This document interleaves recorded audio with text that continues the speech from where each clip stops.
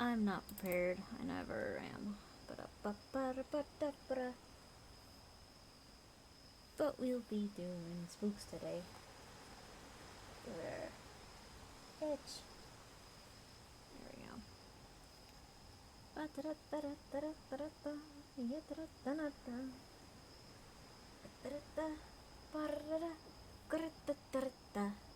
Doop.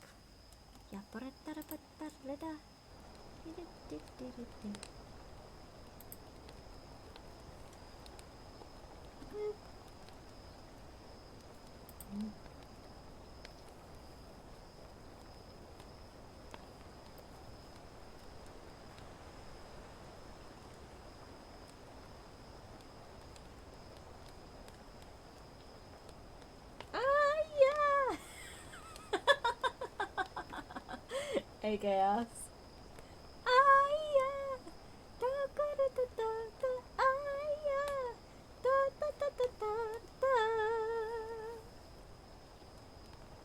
I know that song is called September, but it's always just gonna be yeah to me.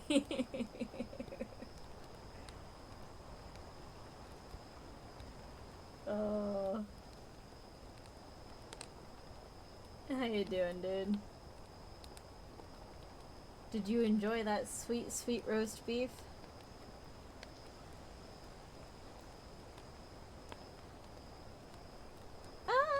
Yeah!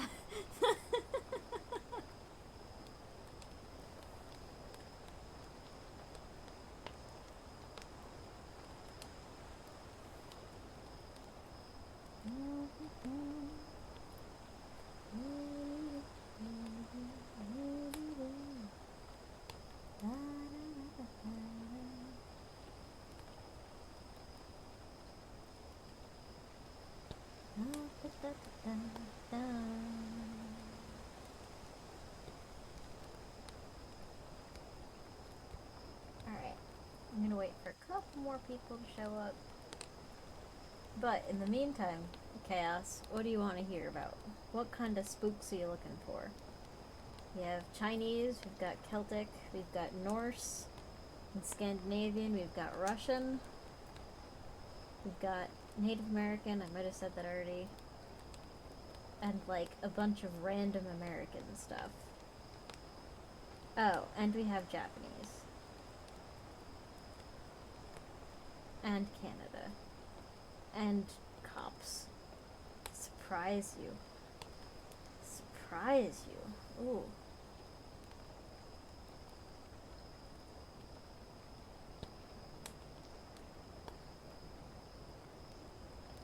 I'm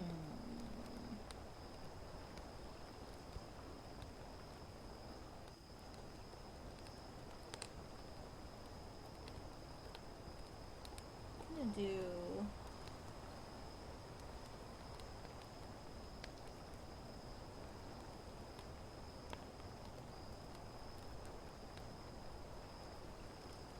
I'm gonna do a story from the Blackfeet.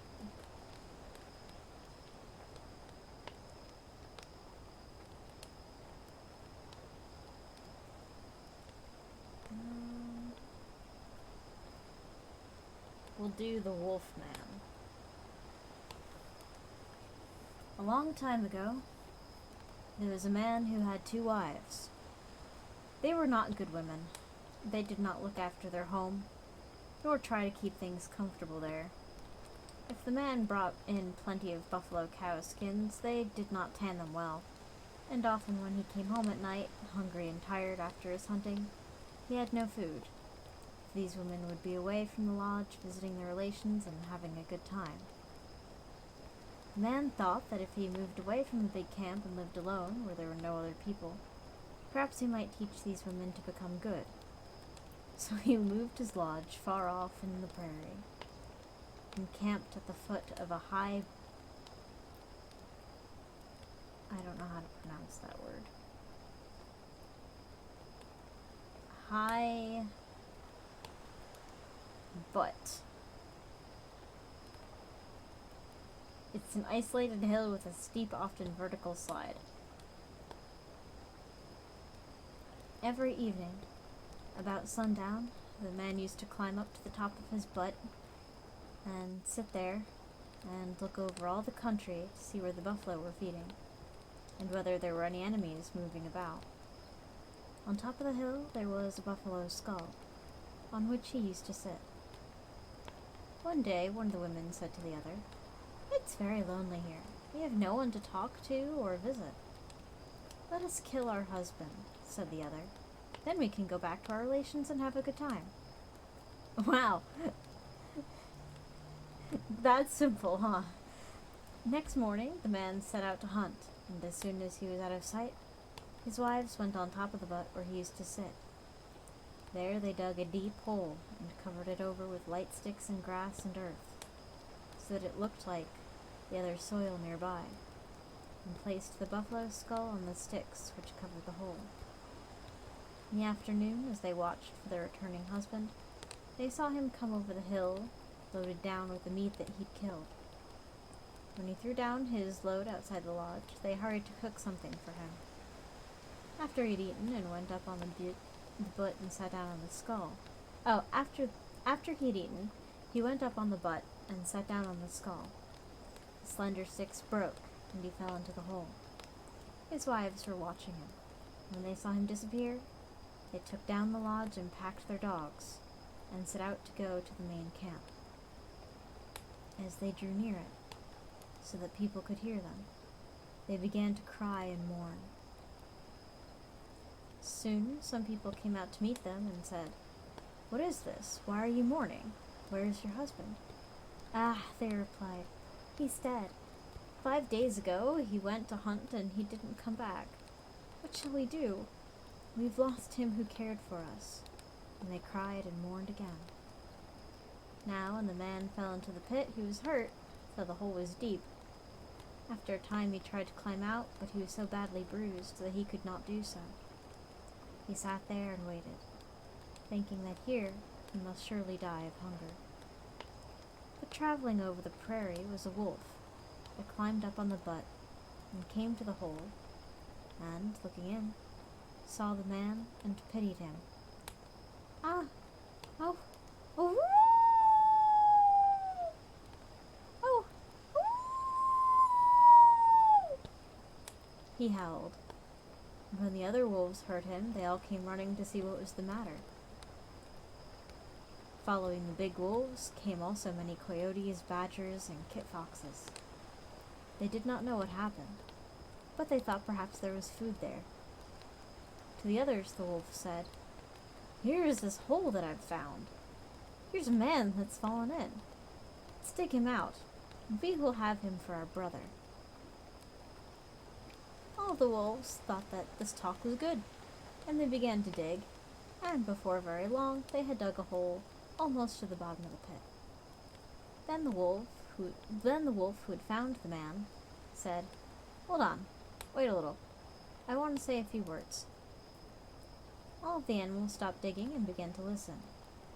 And the wolf said, "We will all have this man for our brother, but I found him, and so I think he ought to live with us big wolves."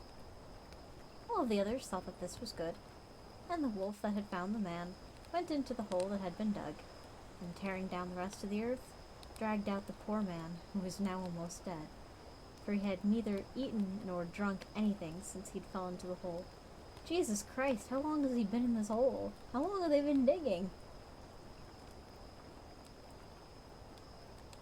They gave the man a kidney to eat, and when he was able to walk, the big wolves took him to their home.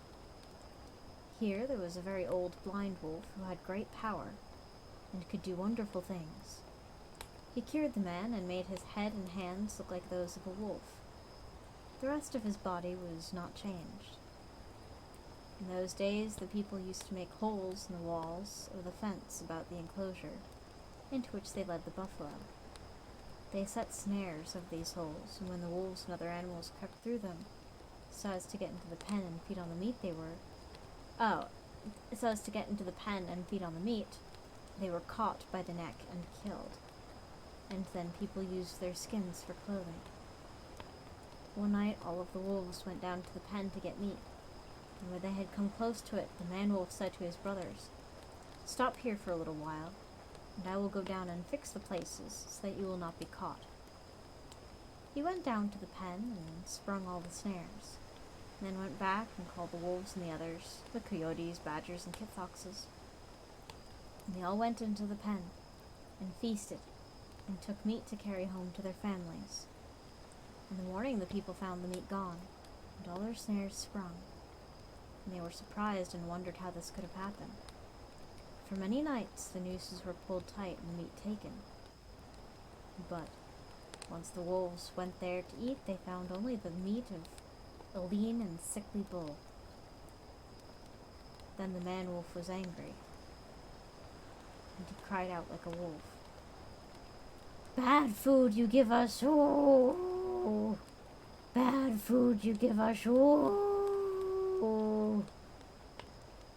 When the people heard this, they said to another, "Ah, it's the man-wolf who's done all this. We must catch him." So they took down the Pixon, which is a pen or enclosure, usually among the Blackfeet at the foot of a cliff over which the buffalo were induced to jump. So they took down the Piskin, pemmican, a nice back fat, and placed it there. And many of them hid close by. After dark, the wolves came, as was their custom, and when the man-wolf saw the good food, he ran to it and began to eat. And the people rushed upon him from every side, and caught him with ropes, and tied him, and took him to the lodge.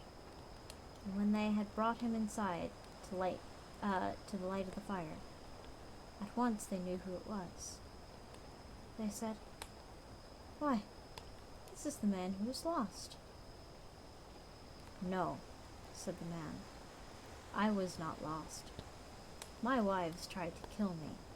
They dug a deep hole and I fell into it, and I was hurt so badly I could not get out. But the wolves took pity on me and helped me, or else I would have died there." When the people heard this, they were angry, and they told the man to do something to punish these women. "You say well," he replied. "I give those women to the punishing society. They know what to do."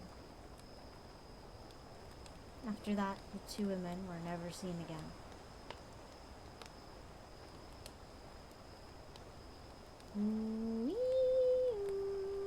That one was actually unexpectedly good. My expectations were not too high for that one, but that one delivered.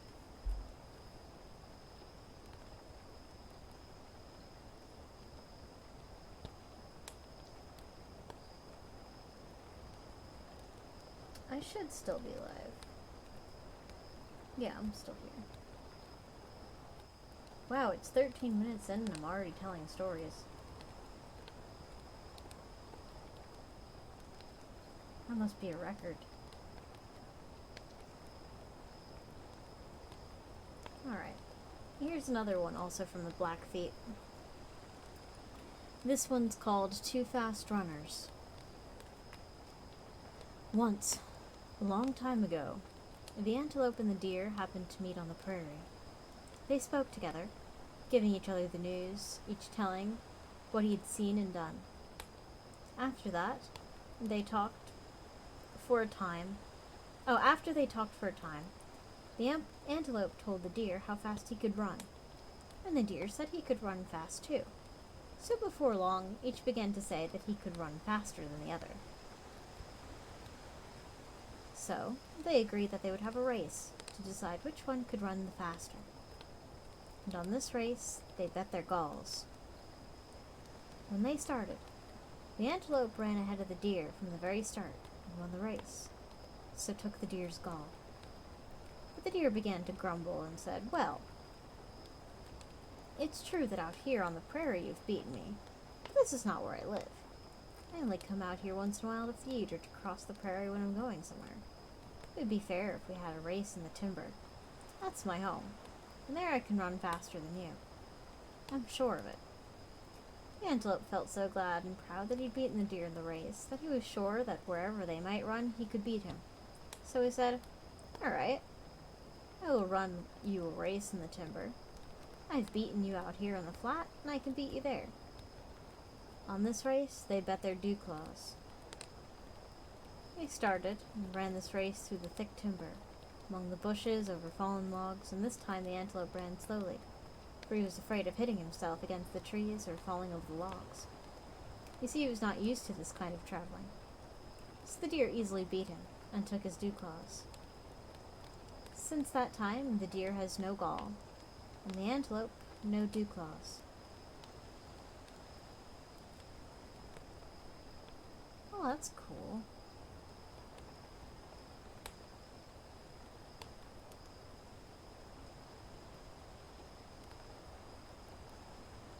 These are not bad.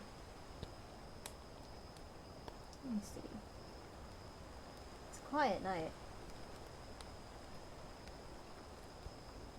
It is a quiet night.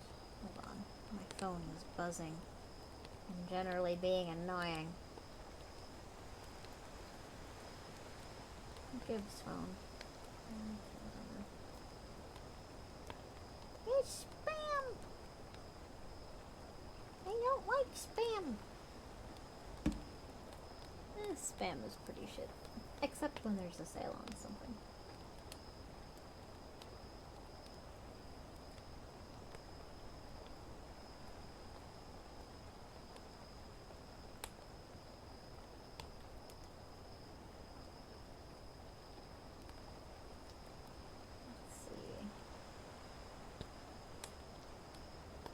What else do I want to read?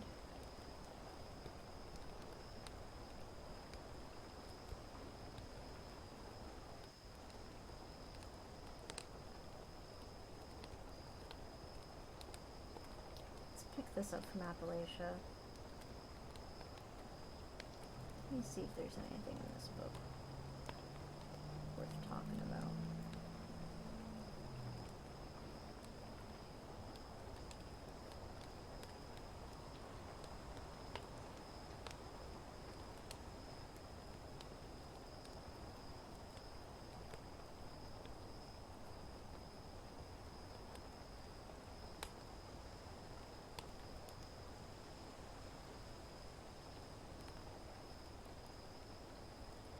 Yeah, hold on, I gotta find it.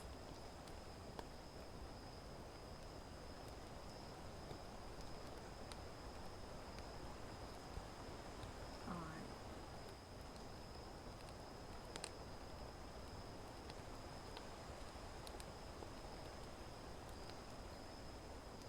This one's called Mad Dogs, Eagles, and Other Animal Tales. Oh wait, hold on. Let me check to make sure this isn't like 50 pages.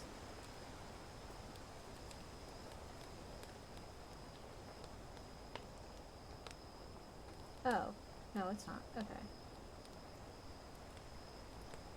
Read the one from Adacrone. One thing happened back when I was about 19 or 20. I guess was the circus came through town. You never get to see a circus. You didn't have the money to go to one. But a wild animal got loose. You don't really know what it was. Some say it was a laughing hyena, but you don't know what it was. I went down to town one day, and coming back, I had to walk through the mountains a pretty good ways. 3 or 4 miles, I guess. And this thing started hollering at me. It would start hollering real low and then get louder and louder. Made your hair stand up on top of your head. I'm telling you, it scared the daylights out of me. But I was afraid to run. If I'd run going down the mountain, I might have stumbled and fell, and it might have jumped on me. This is what I had in my mind. I stopped and I looked around and I tried to see it, and I never could see it. Went on home. When I got home and went in, my mother said, "Did you hear that thing a-hollering?" I said, "Yes, it followed me down the mountain." She said, "It's going to get to you one of these days if you don't get in afore dark." And I said, "Well, it's not dark yet." She said, "It's almost." And I said, If it does get me, it'll have a good meal, I guess, one time. And I went somewheres a few days after that. Came back another way, and I heard something run across in front of me. Went like a horse with iron shoes, made a big racket. I run around some big old cliffs down below me. I run around those rock cliffs, and I seen it. It was a big old yeller thing. It was standing there. Looked sort of like a dog, but had a real slim body and long legs. I was a little bit afraid of it, but I wanted to see it. I just wanted to see it what it was. It had mange, too. It was a yeller. It was a pretty thing. I stood there and looked at it as long as I wanted to, and it looked at me. Never did try to hurt me.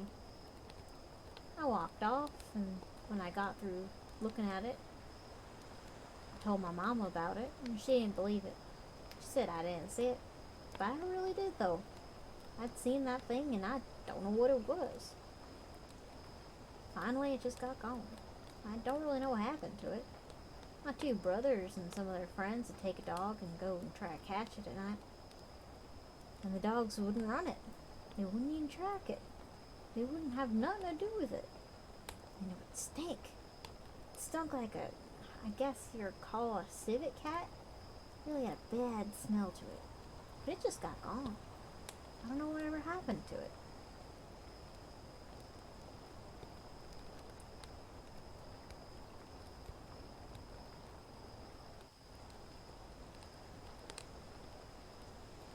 And that's the story.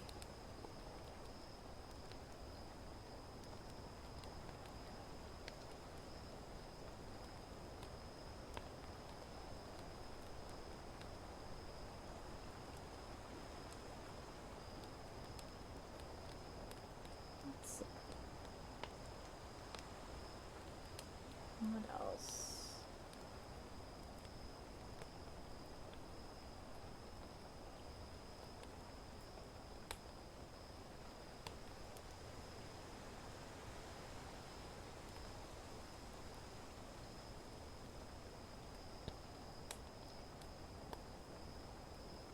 Let me try one from this book.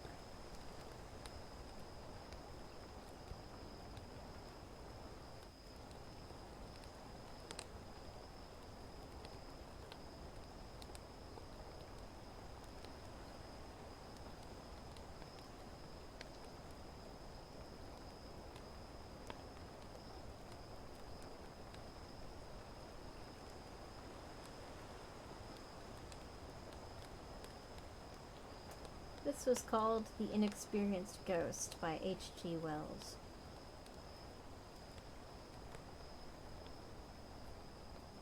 The scene amidst which Clayton had told his last story comes back very vividly to my mind. There he sat, for the greater part of the time, in the corner of an authentic settle by the spacious open fire, and Sanderson sat beside him smoking the brose de clay that bore his name. There was Evans, and that marvel among actors, Wish, who was also a modest man. We all had come down to the Mermaid Club that Saturday morning, except Clayton, who had slept there overnight, which indeed gave him the opening of his story. We had golfed until golfing was invisible. Okay. I don't know what you mean by that, but okay. Hold on, I'm gonna reposition. Oh god, everything is falling apart.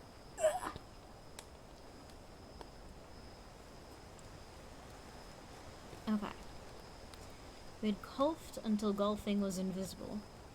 We had dined, and we were in that mood of tranquil kindliness, which, when men will suffer story. And when Clayton began to tell one, we naturally supposed he was lying. That the reader will speedily be able to judge as well as I. It began, it is true, with an air of a matter-of-fact anecdote, but That, we thought, was only the incurable artifice of the man. "I say," he remarked, after long consideration of the upward rain of sparks from the log that Sanderson had thumped. "You know, I was alone here last night." "Except for the domestics," said Wish. "Who sleep in the other wing?" said Clayton. "Yes. Well," he pulled out his cigar for a little time, as though he still hesitated about his confidence. Then he said quite quietly, "I caught a ghost." "Caught a ghost, did you?" said Sanderson. "Where's it?" And Evans, who admires Clayton immensely and has been for weeks in America, shouted, "Caught a ghost, did you? Clayton, I'm glad of it. Tell us all about it right now." Clayton said he would in a minute, and asked him to shut the door. He looked apologetically at me. "There's no eavesdropping, of course, but we don't want to upset our very excellent service with any rumors of ghosts in the place. There's too much shadow and oak paneling to trifle with that. And this, you know, wasn't a regular ghost. I don't think it'll come again, ever." "You mean to say it didn't keep it?" said Sanderson. "I hadn't the heart to," said Clayton, and Sanderson said he was surprised. We smiled, and Clayton looked aggrieved. "I know," he said, with a flicker of a smile, "but the fact is, it really was a ghost. And I'm as sure of it as I am that I'm talking to you now. I'm not joking, I mean what I say." Sanderson drew deeply at his pipe, with one reddish eye on Clayton, and then emitted a thin jet of smoke more eloquent than many words. Clayton ignored the comment. "It is the strangest thing that ever happened in my life. You know, I never believed in ghosts or anything of the sort before, ever. And then, you know, I bag one corner and the whole business is in my hands." He meditated still more profoundly and produced and began to pierce the second cigar with a curious little stabber he affected. "You talked to it?" asked Wish. "For the space, probably, of an hour." "Chatty," I said, joining the party of the skeptics. "The poor devil was in trouble," said Clayton, bowed over his cigar end, and with the very faintest note of reproof. "Sobbing?" someone asked. Clayton heaved a realistic sigh at the memory. "Good Lord," he said, "yes." And then, "Poor fellow, yes." "Where did you strike it?" asked Evans, in his best American accent. "I never realized," said Clayton, ignoring him. "Poor sort of thing a ghost might be." And he hung us up again for a time, while he sought for matches in his pocket and lit and warmed to his cigar. "I took advantage," he reflected at last. We were none of us in a hurry. "A character," he said, "remains just the same character for all that it's been disembodied. That's a thing we too often forget. People with a certain strength or fixity of purpose may have ghosts of a certain strength and fixity of purpose. Most haunting ghosts, you know, might be as one-idead as the monomaniacs and obstinate as the mules to come back again and again. This poor creature wasn't." He suddenly looked up rather queerly, and his eye went around the room. "I say it," he said, in all kindliness, but that is the plain truth of the case. Even at the first glance, he struck me as weak." He punctuated with the help of his cigar. "I came upon him, you know, in the long passage. His back was toward me, and I saw him first. Right off, I knew him for a ghost. He was transparent and whitish. Clean through his chest, I could see the glimmer of a little window at the end. Not only his physique, but his attitude struck me as being weak. He looked, as though he didn't know in the slightest what he meant to do. Well, one hand was on the paneling and the other fluttered to his mouth. Like so. "And what sort of physique?" said Sanderson. "Lean. The sort of young man's neck that has two great fluttons down the back, here and here, so. And a little meanish head with scrubby hair and rather bad ears. Shoulders bad, narrower than the hips. Turned down collar, ready-made short jacket, trousers baggy and a little frayed at the heels. That's how he took to me. I came very quietly up the staircase. Didn't carry a lamp, Candles on the landing table. And there's that lamp. And I was in my list slippers, and I saw him as I came up. Stopped dead at that, taking him in. I wasn't a bit afraid. I think that in most of these affairs, one is never nearly so afraid or excited as one imagines one would be. I was surprised and interested. I thought, good Lord, here's a ghost at last. I haven't believed for a moment in ghosts during the last 25 years. Said Wish. I don't suppose I was on the landing a moment before he found out I was there. He turned on me sharply, and I saw the face of an immature young man. Weak nose, scrubby little mustache, feeble chin. So, for an instant we stood, he looking over his shoulder at me and regarded one another. And he seemed to remember his high calling. He turned around, drew himself up, projected his face, raised his arms, spread his hands in approved ghost fashion, came towards me. As he did, his little jaw dropped and he emitted a faint, drawn-out boo. No, it wasn't. Not a bit dreadful. I dined. I had a bottle of champagne and being all alone, perhaps 2 or 3, maybe even 4 or 5 whiskeys. So I was as solid as rocks and no more frightened than if I'd been assailed by a frog. Boo, I said. Nonsense. You don't belong to this place. What are you doing here? I could see him wince. Boo, he said. Boo, be hanged. You remember? Yes, I said. And just to show him I didn't care a pin for him, I stepped through a corner of him and made to light my candle. Are you a member? I repeated, looking at him sideways. He moved a little so as to stand clear of me. His bearing became crestfallen. No, he said, in answer to the persistent interrogation in my eye. I'm not a member. I'm a ghost. Well, that doesn't give you run the Mermaid Club.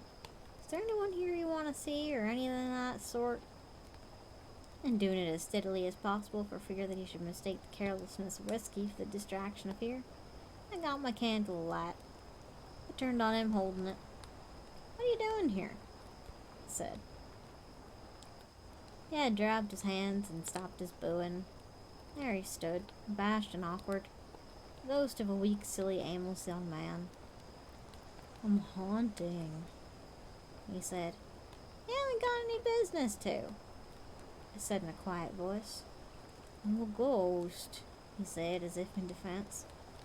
That may be, but you still haven't any business to haunt here. This is a respectable private club. People often stop here with nursemaids and children and going about in the careless way you do. Some poor little mite could easily come upon you and be scared out of her wits. I suppose you didn't think of that. No, sir, he said. I didn't. Well, you should have done. You haven't any claim to the place, have you? Weren't murdered here or anything of that sort? None, sir, but I thought as it was old and oak-panelled. That's no excuse. I regarded him firmly. Your coming here's a mistake, I said, in a tone of friendly superiority. I feigned to see if I had my matches, and then looked up at him frankly. If I were you, I wouldn't wait for cockcrow. I'd vanish right away. He looked embarrassed. "The fact is, sir," he began. "I'd vanish," I said, driving it home. "The fact is, sir, that somehow I can't." "You can't?" "No, sir. There's something I've forgotten. I've been hanging about here since midnight last night, hiding in the cupboards of the empty bedrooms, and things like that. I'm flurried. I've never come haunting before, and it seems to put me out." "Put you out?" "Yes, sir. I've tried to do it several times, and it doesn't come off. There's some little thing that slipped me, and I can't get back." That, rather bowled me over. He looked at me in such an abject way that for the life of me, I couldn't keep up quite the high Hectorin vein I had adopted. "Well, that's queer," I said. As I spoke, I fancied I'd heard somebody move around about down below us. "Come into my room and tell me more about it," I said. I didn't, of course, understand this, and I tried to take him by the arm. But, of course, as you might as well have tried to take hold of a puff of smoke. I'd forgot my number, I think. Anyhow, I remember going into several bedrooms. It was like I was the only soul in that wing, till I saw my traps. "Here we are," I said, and sat down in the armchair. "Sit down and tell me all about it. Seems to me that you got yourself into a jolly awkward position, old chap." "Oh, I forgot these guys are British. Oops. Oh well, we'll continue with whatever the fuck accent I'm doing." "Well, he said he wouldn't sit down. He preferred to flit up and down the room, if it was all the same to me. And so we did. In a little while we were deep and long in serious talk. And presently, something of those whiskeys and sodas evaporated out of me. And I began to realize just a little what a thundered rum and weird business it was that I was in. There he was, semi-transparent, with the proper conventional phantom, and noiseless except for his ghost of a voice, flitting to and fro in that nice, clean, chintz-hung old bedroom. You could see the gleam of the copper candlesticks through him, and the lights of the brass fender, in the corners the framed engravings on the wall. And he was telling me all about this wretched little life of his that recently ended on Earth. He hadn't a particularly honest face, but being transparent, of course, he couldn't avoid telling the truth. "Huh?" said Wish, suddenly sitting up in his chair. "What?" said Clayton. "Being transparent. Couldn't avoid telling the truth." "I don't see it," said Wish. "I don't see it," said Clayton with inimitable assurance. "But it is so. I can assure you nevertheless. I don't believe he's got one snail's breadth off the Bible truth. He told me how he'd been killed. He went down into a London basement with a cow. Fuck me. They're all British. Oh, I fucked up the accent so hard. Oh no. He went down into, it says London basement, but I'm gonna change it to Nashville basement. How's that? He went down into a Nashville basement with a candle to look for a leakage of gas, and described himself as a senior Tennessee master in a Nashville private school when the release occurred. Oh, English master might have referred to the language. Poor wretch, said I. That's what I thought.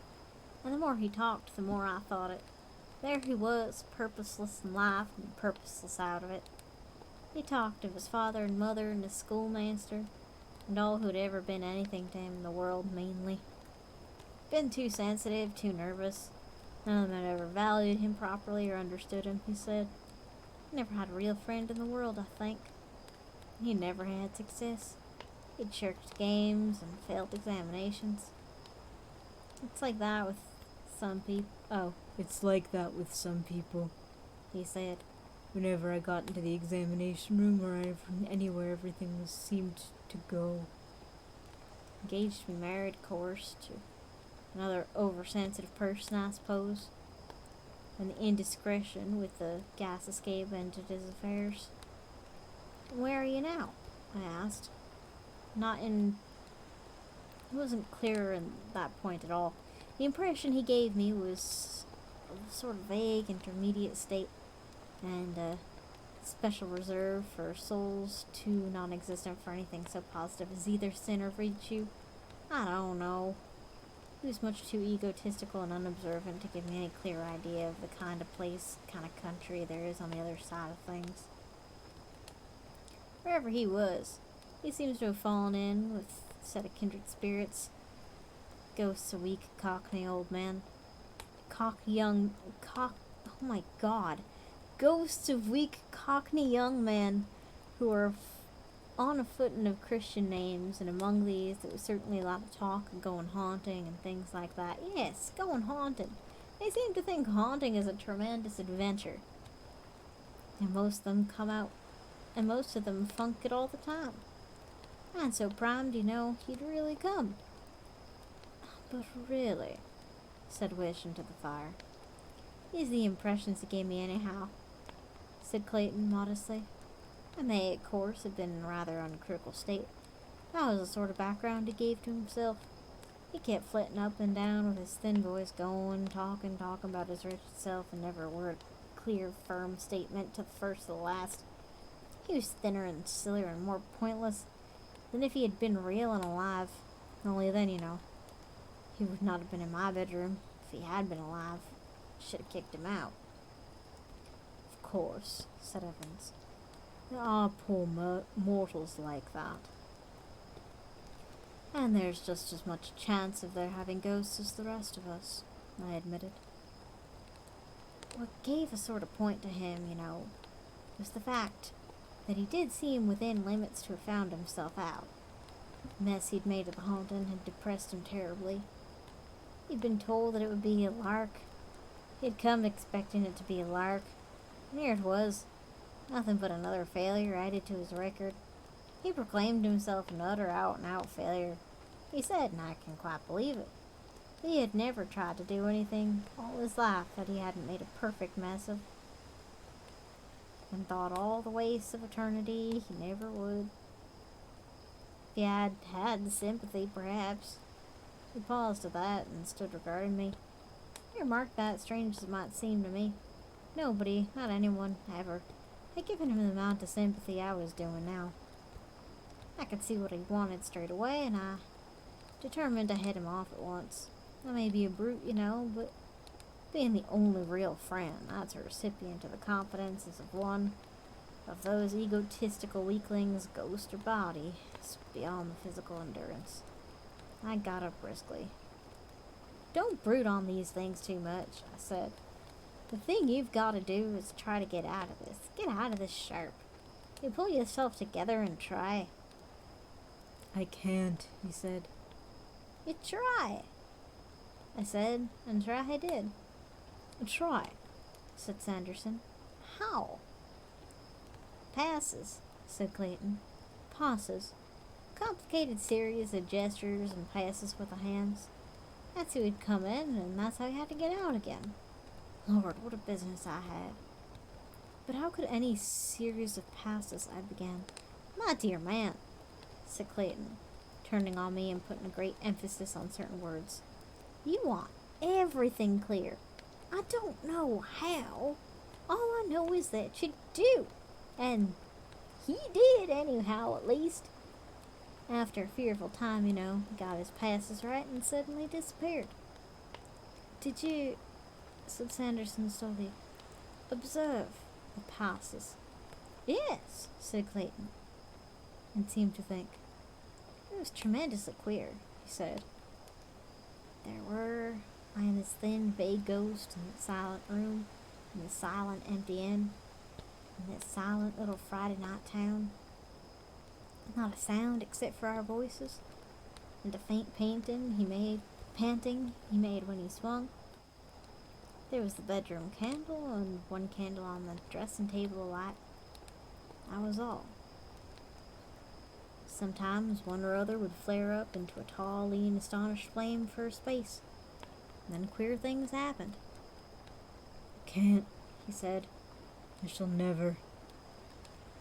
And suddenly he sat on the little chair at the foot of the bed and began to sob and sob. Lord, what a harrowing, whimpering thing he seemed. You pull yourself together, I said, and tried to pat him on the back, and my confounded hand went through him. By that time, I wasn't nearly so massive as I'd been on the landing. I got the queerness of it full. I remember snatching back my hand out of him, as it were, with a little thrill, and walking over to the dressing table. You pull yourself together, I said to him, and try. And in order to encourage and help him, I began to try as well. What? Said Sanderson. The passes. Yes, the passes. But, I said, moved by the idea that eluded me for a space. This is interesting, said Sanderson, with a finger in his pipe bowl. You mean to say that this ghost of yours gave way? And did his level best to give away the whole confounded barrier? Yes. He didn't, said Wish. He couldn't. Well, you'd have gone there too. That's precisely it. Oh, that's precisely it, I said, finding my elusive idea put into words for me. That is precisely it, said Clayton with his thoughtful eyes upon the fire. And for a little while there was silence. And at last he did it, said Sanderson. At last he did it. I had to keep him up to it hard, but he did it at last rather suddenly. He despaired, we had a scene, then he got up abruptly and asked me to go through the whole performance slowly so that he might see. I believe, he said, if I could see you, I should spot what was wrong at once. And he did. And he did. I know, he said. What do you know? Said I. I know, he repeated. And then he said peevishly, I can't do it. If you look at me, I really can't. It's been that partly all along. I'm such a nervous fellow that you put me out. Well, we had a bit of an argument. Naturally, I wanted to see, but he was as obstinate as a mule. And suddenly, I had come over tired as a dog. He tired me out. All right, I said. I won't look at you. And turned toward the mirror on the wardrobe by the bed. He started off very fast. I tried to follow him by looking in the looking glass, just to see what it was he had hung. Round went his arms and his hands, so and so and so. And then with a rush came the last gesture of all. You stand erect and open out your arms, and so, don't you know, he stood. And then he didn't. He didn't. He wasn't. I wheeled around and looking glass to him. There was nothing. I was alone, the flaring candles and staggering mind. What happened? Had anything happened? Had I been dreaming? And then, with an absurd note of finality about it, the clock upon the landing discovered the moment was ripe for striking 1. So, ping! I was as grave as sober as a judge, with all my champagne and whiskey gone into the vast serene. Feeling queer, confoundedly queer. Queer, good Lord. He regarded his cigar ash for a moment. That's all that happened, he said. And then you went to bed, said Evans. What else was there to do? I looked Wish in the eye. He wanted to scoff, and there was something, perhaps, in Clayton's voice and manner that hampered her desire. And about these passes, said Sanderson. I believe I can do 'em now. Oh, said Sanderson, and produced a penknife and set himself to grub the dottle out of the bowl of his clay. Why don't you do that now? Said Sanderson, shutting his penknife with a click. That's what I'm going to do. They won't work, said Evans. If they do, I suggested, I'd rather you didn't, said Wish, stretching out his legs. Why? Said Evans. I'd rather he didn't, said Wish. But he has to get him right, said Sanderson, plugging too much tobacco in his pipe. All the same, I'd rather he didn't, said Wish. He argued with Wish. Said that for Clayton. He said that for Clayton to go through those gestures was like mocking a serious matter. But you don't believe, I said. Wish glanced at Clayton, who was staring into the fire, weighing something in his mind. I do. More than half anyway, I do, said Wish.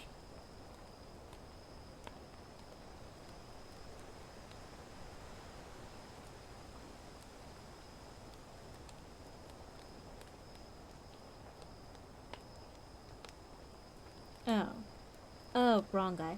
I do. More than half anyway, I do, said Wish. Clayton, said I, you're too good a liar for us. Most of it was all right, but that disappearance happened to be convincing. Tell us it's a tale of cock and bull. He stood up without heeding me, took the middle of the hearthrug and faced me. For a moment he regarded his feet thoughtfully, and then for all the rest of the time, his eyes were on the opposite wall, with an intent expression. He raised his 2 hands slowly to the level of his eyes and began. Now, Sanderson is a Freemason, a member of the Lodge of the Four Kings, which devotes itself so ably to the study and elucidations of all the mystery of the Masonry past and present. And, among the students of the Lodge, Sanderson is by no means the least. He followed Clayton's motions with a singular interest in his reddish eye. It's not bad, he said, when it was done. You really do, put things together, Clayton, in the most amazing fashion. But there's one little detail out. I know, said Clayton.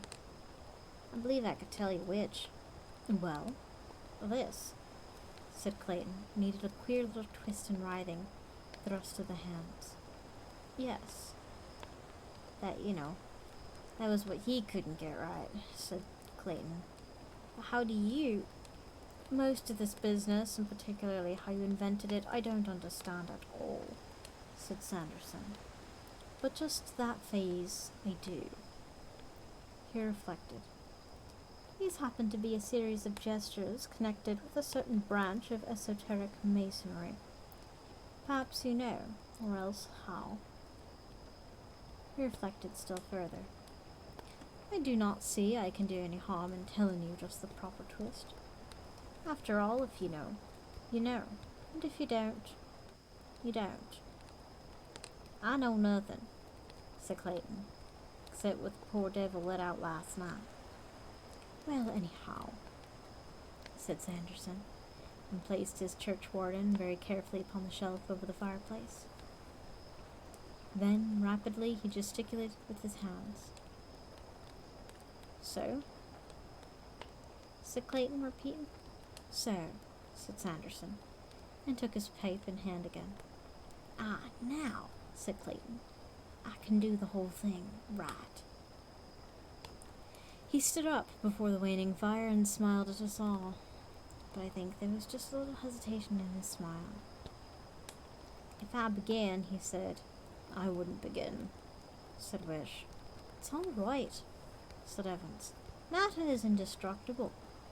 You don't think any jiggery-pokery of this sort's gonna snatch Clayton into the world of the shades? Not it. You might try, Clayton, so far as I'm concerned, until your arms drop off at the wrists. I don't believe that, said Wish, and stood up and put his arm on Clayton's shoulder. You've made me half believe that story somehow, and I don't want to see the thing done. Goodness, said I. Here's Wish frightened. I am, said Wish, with a real or admirably feigned intensity. I believe that if he goes through these motions right, he'll go. He'll not do anything of the sort, I cried. There's only one way out of this world for men, and Clayton is 30 years from that. Besides, I'm such a ghost. Do you think... Wish interrupted me by moving. He walked out from among our chairs and stopped beside the table and stood there. Clayton, he said, you're a fool. Clayton, with a humorous light in his eyes, smiled back to him. Wish, he said, is right, and all you others are wrong. I shall go. I shall get to the end of these passes. And at the last swish whistles through the air, presto, this hearthrug will be vacant, the room will be in blank amazement, and a respectably dressed gentleman of 15 stone plump into the world of the shades. I'm certain, so you will be. I decline to argue further. Let the thing be tried. No, said Wish, and made a step and ceased. And Clayton raised his hands once more to repeat the spirit's passing. By that time, we were all in a state of tension, largely because of the behavior of Wish. We sat, all of us, with our eyes on Clayton, I at least, with a sort of tight, stiff feeling about me, as though from the back of my skull to the middle of my thighs my body had been changed to steel. And there, with a gravity that was imperturbably serene, Clayton bowed and swayed and waved his hands and arms before us. As he drew toward the end, one piled up, one tingled in one's teeth. The last gesture, I have said, is to swing the arms wide open, with the face held up. And when at last he swung out to this closing gesture, I ceased even to breathe. It was ridiculous, of course, but you know that ghost story feeling. It was after dinner in a queer old shadowy house. Would he, after all? And there he stood, for one stupendous moment, with his arms open and his upturned face assured and bright in the glare of the hanging lamp. We hung through that moment as if it were an age. And then came from us something that was half a sigh of infinite relief and half a reassuring no. For visibly, he wasn't going. It's all nonsense. I told an idle story and carried it almost to conviction, and that was all. And then in that moment, the face of Clayton changed.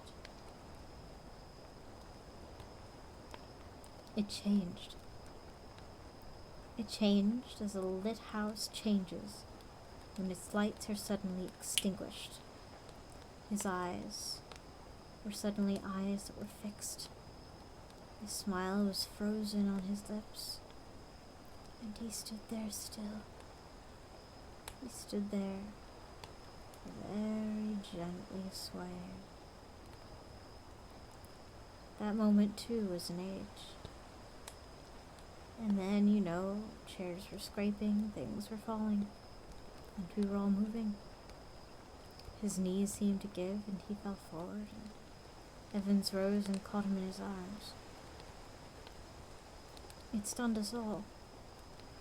For a moment, I suppose, no one said a coherent thing. We believed it, yet could not believe it. I came out of a muddled stupefaction to find myself kneeling beside him, and his vest and shirt were torn open, and Sanderson's hand lay on his heart. Well, the simple fact before us could very well wait our convenience. There was no hurry for us to comprehend. It lay there for an hour. It lies athwart my memory, black and amazing still to this day.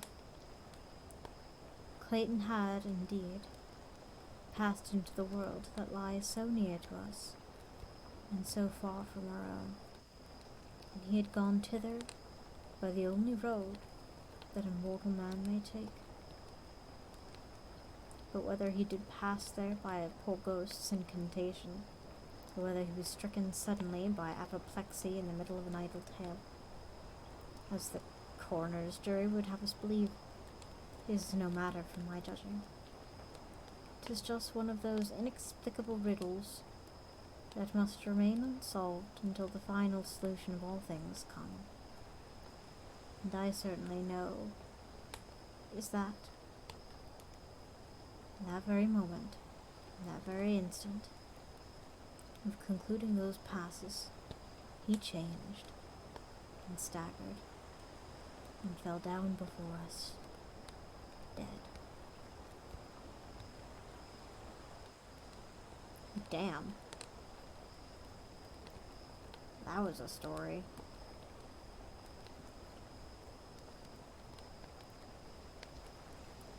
Wish I knew it was set in England, though. That would have helped.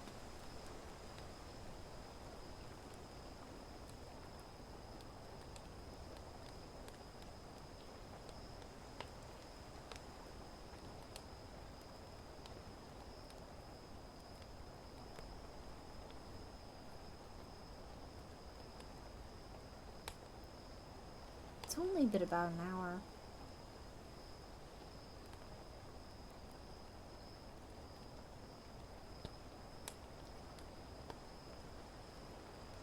I might do a couple more. My voice is getting tired, though.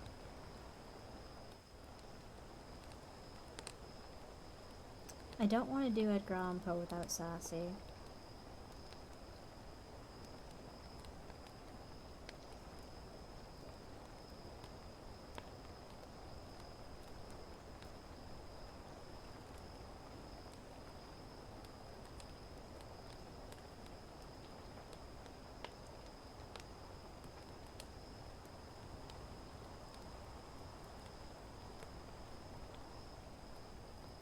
Try this one on for size.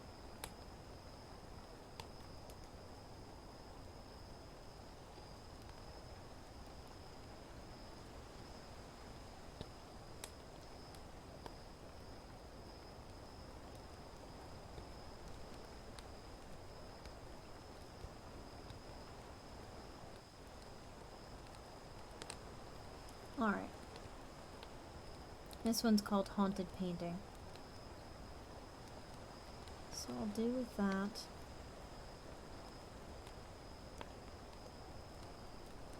And then I'll end on China. I love superstitions. I make my living off of superstitions. America is teeming with haunted mansions that can be bought for a tenth of an actual value.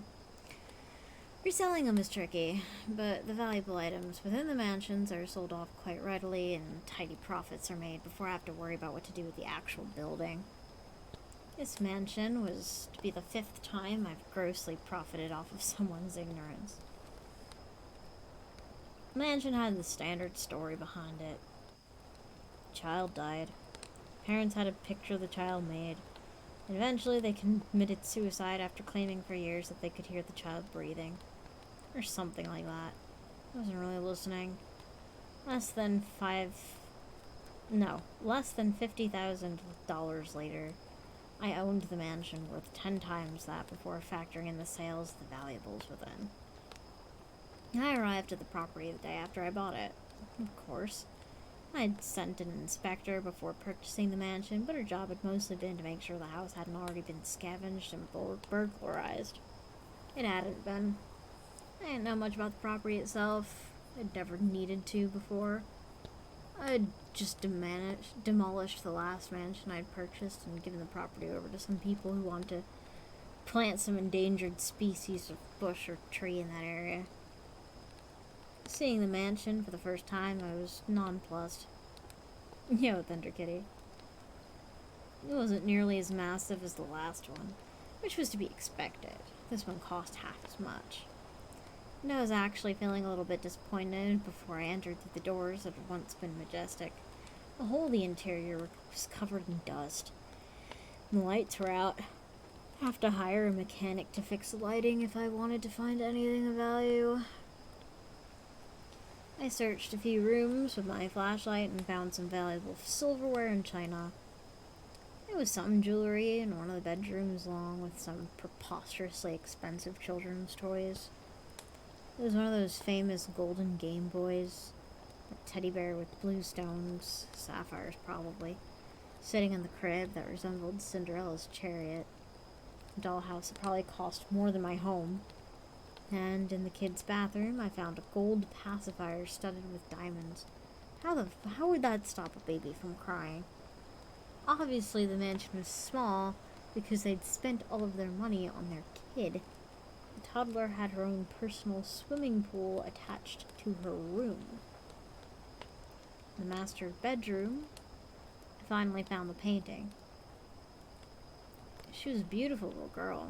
Baby clothes would probably sell for more than the mansion. Her chestnut skin seemed almost silken, and her dark, curly hair could have been sold as llama wool.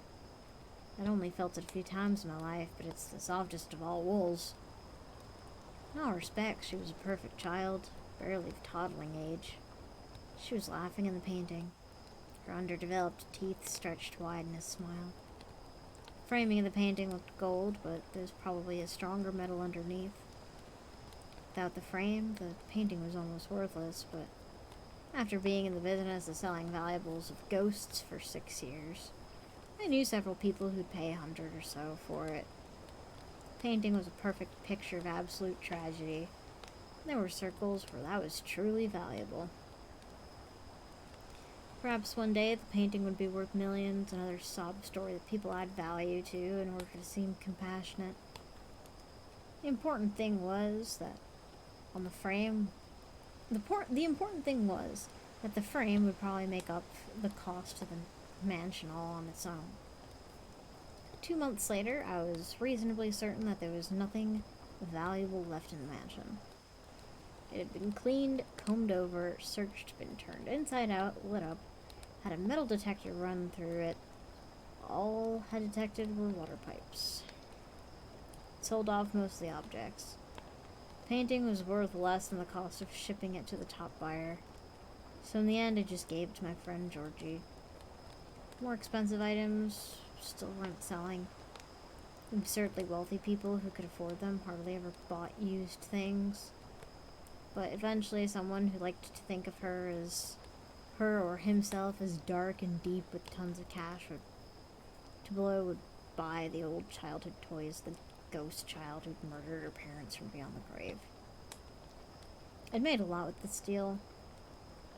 Enough to buy 2 more mansions to try again.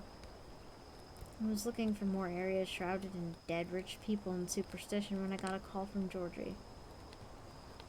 Hey, deadbeat. You need me to pay off your gambling debts again? Oh, that hurts. Truly, you have wounded me. Well, I muttered with a slight smile. Yes, but that's not why I called. I waited a moment. So, right. Georgie re-entered the conversation, and for the first time I noted the tremor in my friend's voice. The calm Georgie, who constantly laughed at himself, sounded terrified. It's the crying. I can hear a baby crying all the time. When I gamble, when I sleep, it's throwing me off my game and it's making me stay up all night.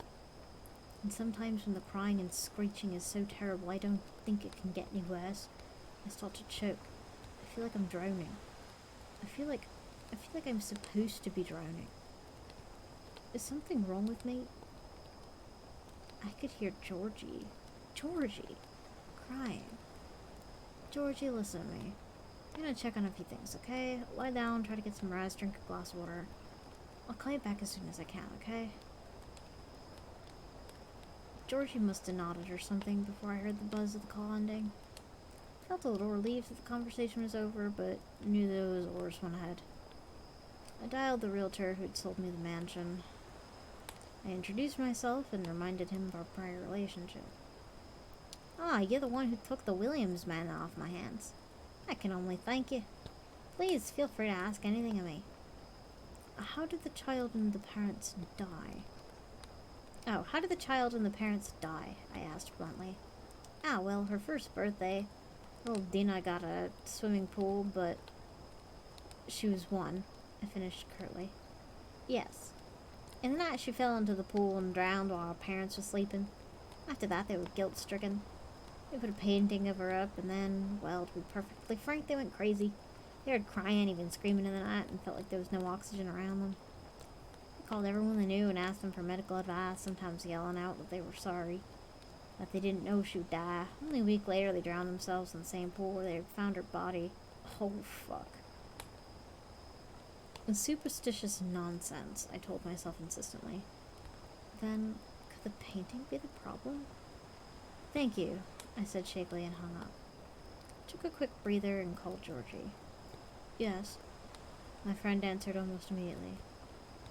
I think there might be hallucinogens in the painting I gave you. I'm going to pick it up and have it examined, but first I'm going to check you into a hospital so they can get rid of anything in your system that might be causing this. True to my word, I drove Georgie to a medical clinic and the painting straight home, setting an appointment to examine it. Should have kept it in an airtight box, but I couldn't resist taking a peek. The painting was just too big for me to unroll it fully in any of my rooms, so I just looked in the center at the smiling baby. Her smile was a little wider than the first time I saw the painting. Hallucinogens, I told myself. I called the realtor again and asked him to send me a picture of the painting from before the suicides. I gave him my email, and in minutes I had a message in my inbox. I opened the attachment and saw the painting as it was in the first week of its existence. The baby was frowning. I rushed into the kitchen and fumbled in the cupboards for a lighter. I knew then that the painting, that dinner, had to die. I ran back into my bedroom, lighter in hand. I stared at the smiling baby and clicked the lighter. Flames flickered along the tip of my tool, and then my hand went slack, dropping the lighter uselessly on the carpet, the flames sputtering out. Dinah was frowning. Suddenly I was too. I heard crying, screaming, filling my ears, my mind, my soul. I cried along with Dinah and collapsed on the ground, shrieking in a toddler's tantrum. I stared at the baby with tear-soaked eyes as she began to smile again. The crying stopped and pushing the oxygen from my lungs. I realized I could not inhale any to replace it in any attempt to take in air. I felt like trying to breathe water. I found myself face down on the baby's belly, crying as if I was drowning on dry land. And Dinah was smiling. Oof, that's creepy.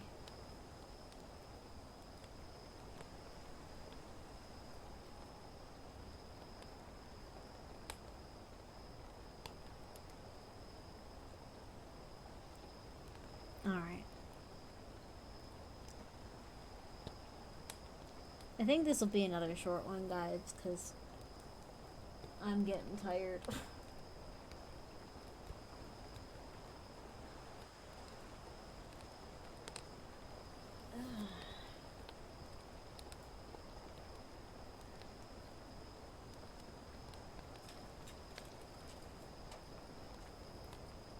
I'm getting tired, but I have a few left in me.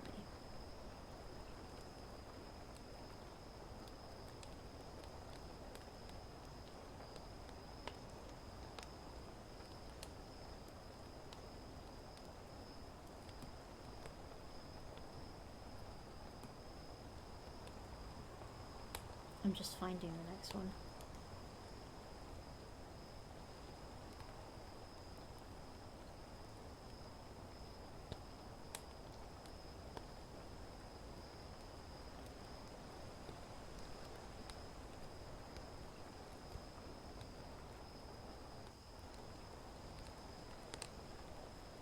Yeah, it's comfy, isn't it? Does this book have a table of contents?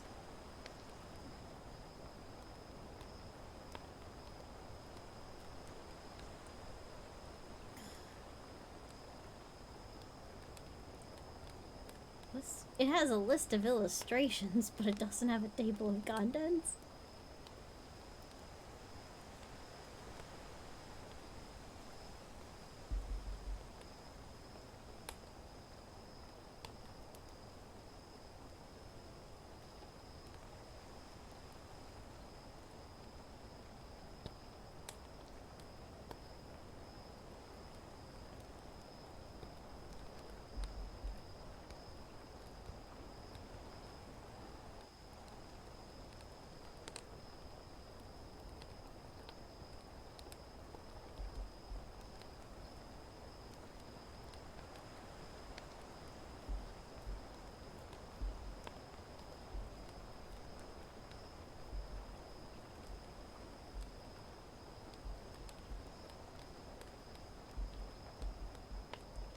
Hold on, I'm figuring out the page numbers.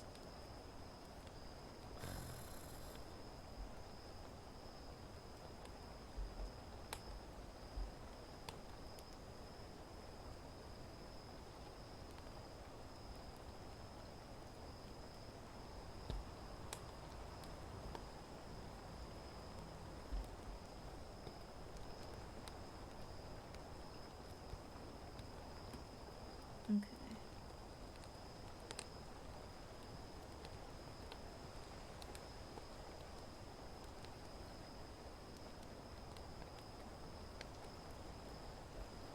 I have no idea where one story ends and the next one begins.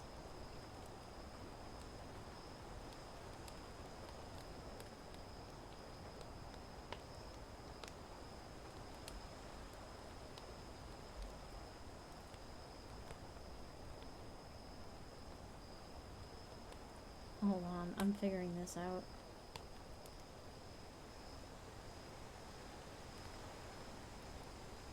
Okay.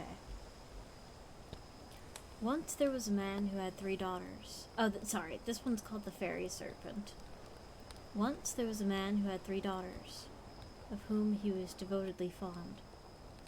They were skillful in embroidery, and he used every day on his way home from work to gather some flowers for them, to use as patterns. One day, when he found no flowers along his route home, he went into the woods to look for wild blossoms, and he unwittingly invaded the domain of a fairy serpent that coiled around him and held him tightly, and railed at him for having entered his garden. The man excused himself, saying that he came merely to get a few flowers for his daughters, who would be sorely disappointed if he were to go home without his usual gift to them. The snake asked him the number, the names, and the ages of his daughters, and then refused to let him go, unless he promised one of them in marriage to him. The poor man tried every argument he could think of to induce the snake release him upon easier terms, but the reptile would accept no other ransom. At last, the father, dreading greater evil to his daughters should they be deprived of his protection, gave the required promise and went home. He could eat no supper, however, for he knew the powers of fairies to afflict those who offend them, and he was full of anxiety concerning the misfortunes that must overwhelm his whole family, should the compact be disregarded. Some days passed. His daughters carefully prepared his meals and affectionately besought him to eat them, but he would not come to the table. He was always plunged in sorrowful meditation. They conferred among themselves as to the cause of his uncommon behavior, and having decided that one of them must have displeased him, they agreed to try to figure out which one it might be, by going separately in turn to urge him to eat. The eldest went, expressed her distress at his loss of appetite, and urged him to partake food. He replied that he would do so if he would, for his sake, marry the snake to whom he had promised a wife.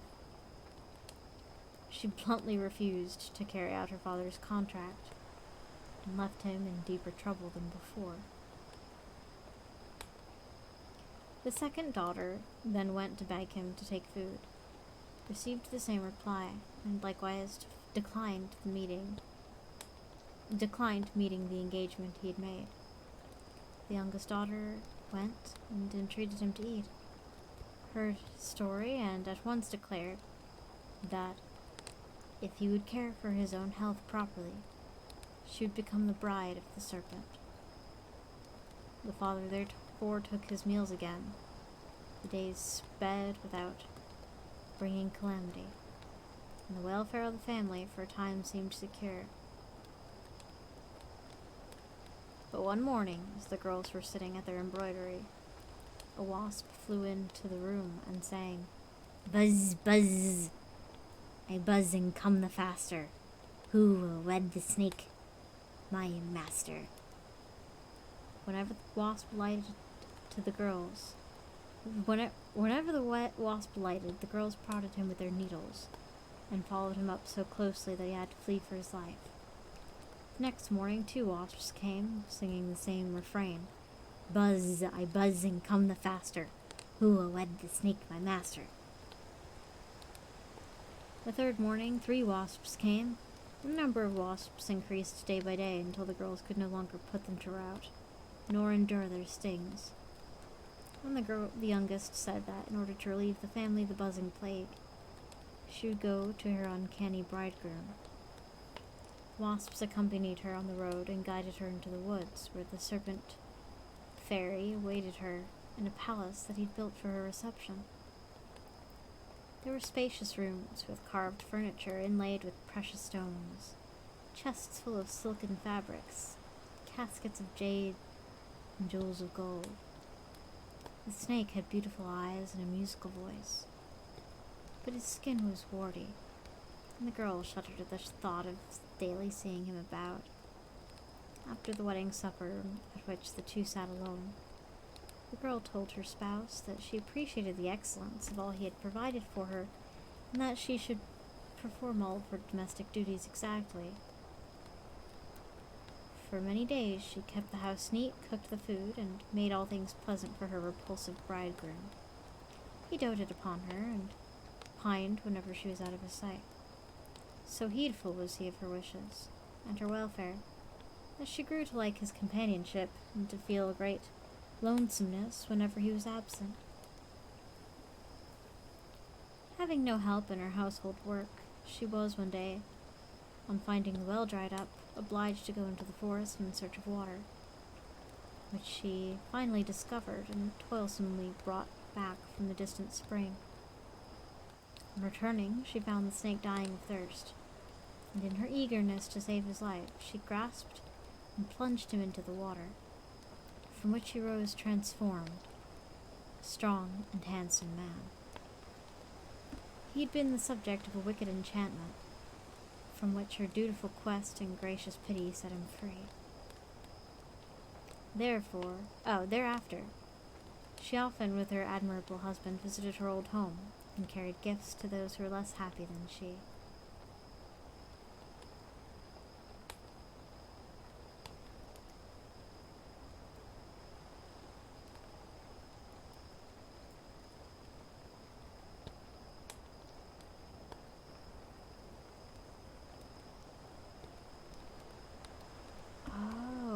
Understand the format of this book now. Okay, it took me a second, but I think I got there.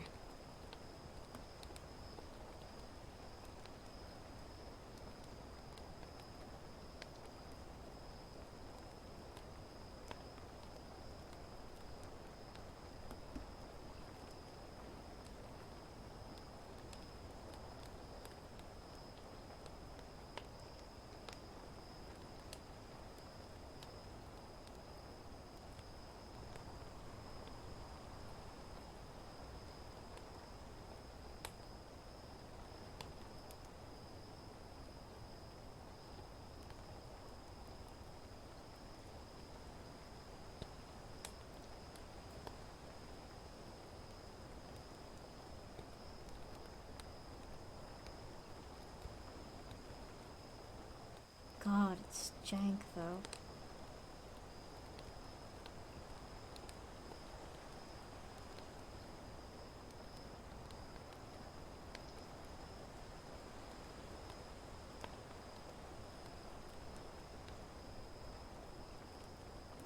It's jank and hard to use, but I understand how the book is laid out now.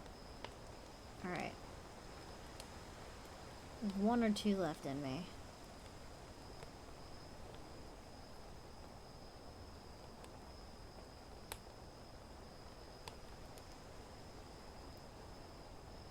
Let's do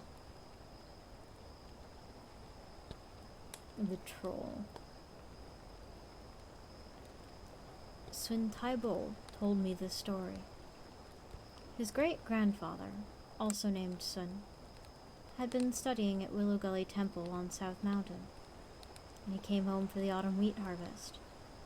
He only stayed home for 10 days, but when he returned to the temple and opened the door of his lodgings, he saw that the table was thick with dust and the windows laced with cobwebs. He ordered his servant to clean the place, and by evening it was in sufficiently good order for him to be able to install himself comfortably again.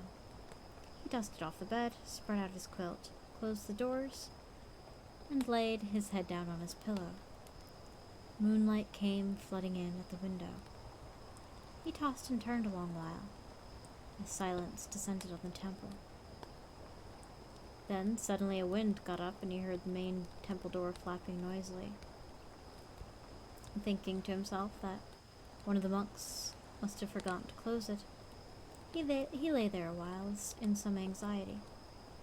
The wind seemed to be coming closer and closer in the direction of his quarters, and the next thing he knew, the door leading into his room blew open. He was now seriously alarmed and quite unable to compose himself. His room filled with the roaring of the wind, and he heard the sound of clomping boots gradually approaching the alcove in which his bed was situated. By now he was utterly terrified. The door of the alcove itself flew open. There it was, a great troll, stooping down at first as it approached, and then suddenly looming up over his head grazing the ceiling, its face dark and blotchy like an old melon rind. Its blazing eyes scanned the room, and its cavernous mouth lolled open, revealing great, shining fangs more than 3 inches long. Its tongue flickered from side to side, and from its throat there issued a terrible rasping sound that reverberated throughout the room. Sun quaked in sheer terror, thinking quickly to himself that the beast was already too close for him to have any chance of escape, and that his only hope now lay in trying to kill it. He secretly drew his dagger from beneath his pillow, concealed it in his sleeve, then swiftly drew it out and stabbed the creature in the belly. The blade made a dull thud on impact, as if it had struck a stone mortar. The enraged troll flailed out at him with its huge claws, but Swin shrank back from it. The troll only succeeded in tearing out the bed cover and pulled it down onto the ground as it stormed out. Swin had been dragged to the ground with the bed covered, and he lay there howling. His servant came running with a lantern, and finding the door locked, as it usually was during the night, he broke open the window and climbed in. Appalled at the state his master was in, he helped him back to bed and heard his tale. Afterwards, they examined the room together, and saw the bed cover was still caught tight between the door and the door frame. As soon as they opened the door, and the cover fell free, they saw great holes in the fabric, where the beast's claws had torn at it. When dawn broke the next morning, they dared not stay there a moment longer, but packed their things and returned home.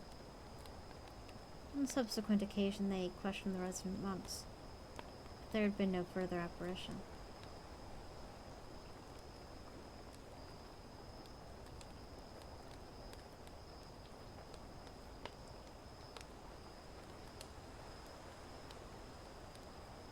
And this next one is called Biting a Ghost.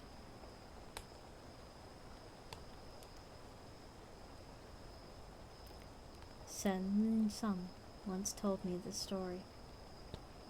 A friend of his, an elderly man, was taking a nap one summer's day, and had drifted into a dreamlike state, where he perceived a woman rising.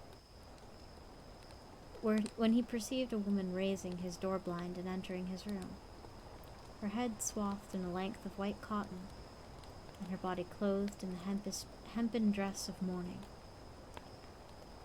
She walked onto the inner apartments of the house, and he thought she must be his neighbor's wife, come to pay his own wife a visit. In reflection, he found it strange that she should be making a social call dressed in full mourning, and was still puzzling over this when the woman came out again.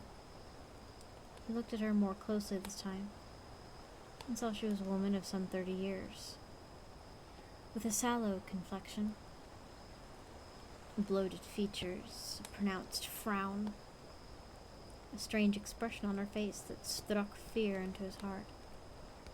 Instead of walking on and out of the room, she hesitated a while, and slowly approached his bed. He feigned sleep, but secretly watched her every movement. The next second, she hoisted up her skirts, clambered onto his bed, and pressed herself down on top of him with the force of a ton weight. His mind was still clear, but his hands, when he tried to lift them, seemed tied fast, and his feet, when he tried to move them, were paralyzed. He would have cried out for help, but try as he might, he found he could make no sound. The woman now began to sniff her way all over the old man's face, rubbing her nose in turn on his cheeks, his nose, his eyebrows, his forehead. Her nose was as cold as ice, and her chill breath penetrated to his very bones. He conceived a sort of desperate plan. He would let her work her way down to his jaw, and then he would bite into her. Soon enough, she reached his jaw, and he sunk his teeth deep into her face, summoning up every remaining ounce of strength. She tried to pull away, struggling and yelping in pain, but the old man bit into her harder than ever.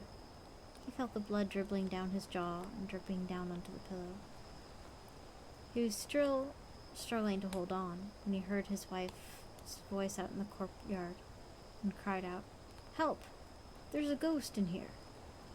He relaxed his jaw in order to speak, and thereby released the woman, who flitted from the room. His wife came in hurrying, and seeing nothing whatsoever, made fun of her husband for having been deceived by a nightmare.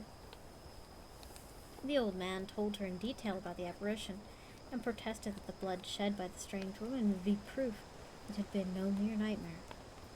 It was indeed a great wet stain on both the pillow and bed, as if a large quantity of water had leaked through the roof. And when he bent down and smelled it, it gave off such an extraordinarily foul stench that the old man began to vomit violently. Several days later, he could still taste the lingering stench in his mouth. Ugh. Do not bite ghosts.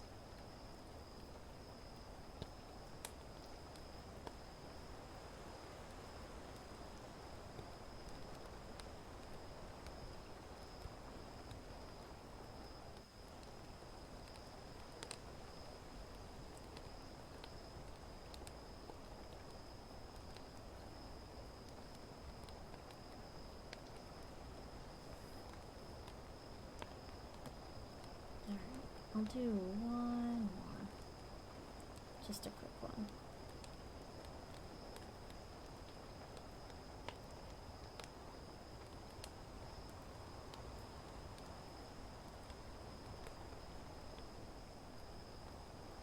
We'll do frog chorus.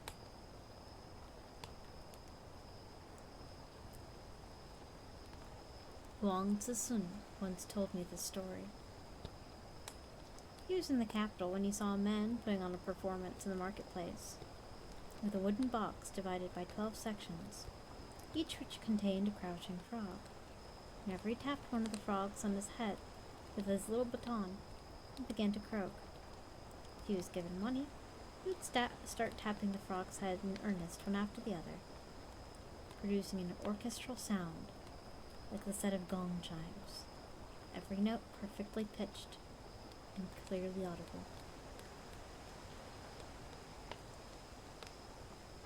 That's cute.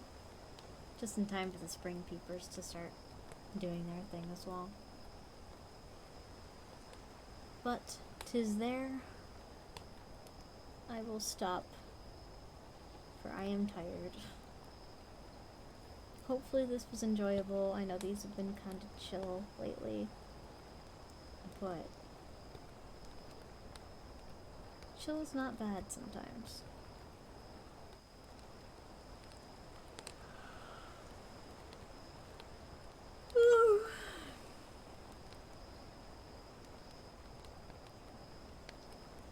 But yeah.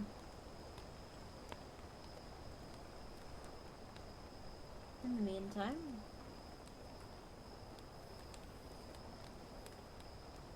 do not eat or drink any questionable substances. Make smart decisions. Do not die.